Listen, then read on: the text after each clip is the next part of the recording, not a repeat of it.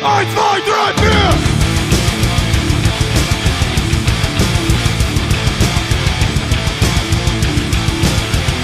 From the Riffs! Hey, welcome back to From the Riffs. I'm Big Will Johnson. Carmbler. And today we are going to be doing an overview for Dead Rain. Now, some of you guys might be thinking, hey, wait a minute. Didn't I see a review for Dead Rain? Yes, you did. And we got quite a few comments of people asking, hey, why are you guys assuming that we know all this stuff already? Yeah. Well, because our original plan was to do an overview and then release a review. The problem was our first batch of videos, A, they looked like crap, and B, the format was not accepted by YouTube just because of the camera that we were using.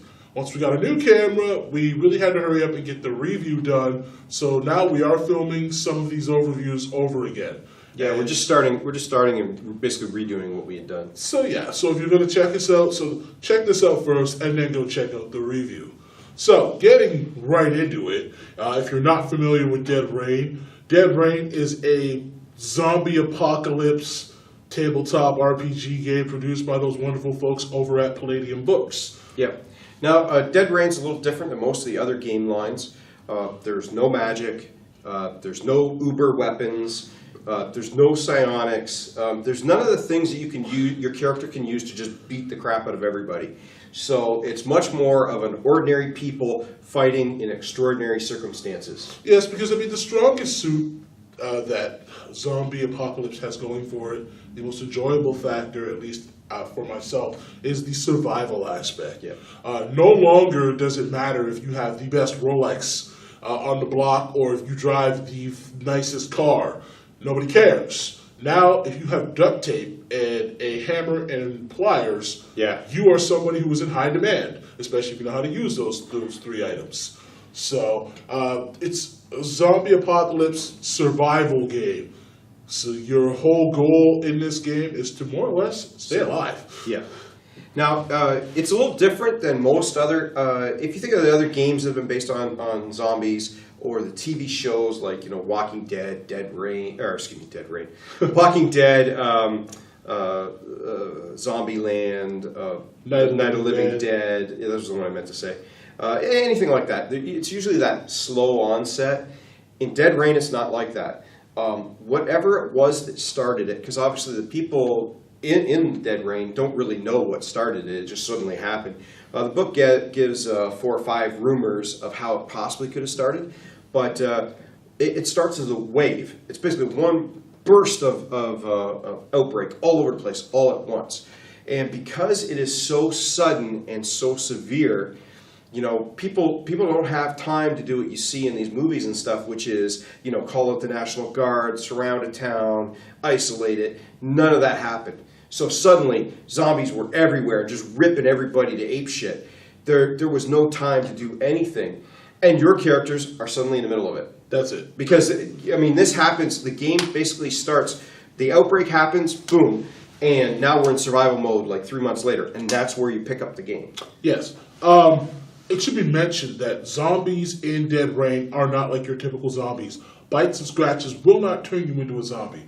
Zombies in Dead Rain, they tear you to bits because they are after your PPE. Yep. In the Megaverse, a creature will release double the PPE upon its death. So therefore, zombies will feed upon that PPE that is released. PPE is potential psychic energy. It's like the source of magic in Palladium. Right. Now, the thing about the PPE, this also makes the zombie more like almost like a magical construct. It's like a sack that holds PPE, which is why you will get zombies that have no eyes, yet they'll be able to sense where you are. Yep. Or zombies, more or less, you can even have a zombie that's severed in half, and it can still move around. Oh yeah, as long as the brain's there, it can still move and fight. So. But the problem is, though, is maybe a bite won't change you into a zombie, but the problem is he didn't know that. I don't.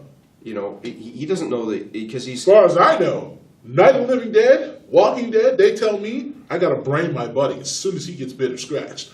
So a lot of those tropes exist in the world. However, that's not actually the case. Yeah, so you'll be trying to help somebody You get your arm tore up a little bit by a zombie, and suddenly that person you were trying to help pulls his .45 and shoots you through the head because he thinks you're about to change.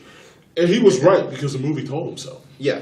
So it's cool. It makes this different feel to it. Adds a bit of a psychological edge. Yeah. Now there's all kinds of different zombies in the game, and there's been 3 books here, as you can tell, to beef up and show all these different zombies. They're both different based on the person that was changed in the first place, how much they've rotted since then. The levels of their intelligence, the different ways they react. The normal zombies are kind of slow, but then there's fast versions that can sprint and that, like in those movies. What was the ones with good sprinting zombies? I think it was Dawn of the Dead. Yeah, 28 days later. Yeah, so I mean, if you want to use those kind of zombie survival tip things where they say to lock up, and what the problem is, there's zombies that can deal with that. In this game, you have to be smarter than that. Now, the other thing that should be mentioned as well is this allows you, this game is set up very well to either allow you to play a very fast-paced run and gun type game, such as something you might experience in a video game, or you can really get into the more cerebral, psychological side of role playing, where you're really trying to develop a character as to say, how would I react in a post, a zombie apocalyptic world, where the world is just on the edge of hell. Actually, we've been kidding you the entire time. This is actually a true zombie survival guide. It's just a dry run, so you can practice with your family. It does the role play, because you don't have those superpowers to draw upon. It's much more role playing and thinking your way out of stuff and what can you do and how to.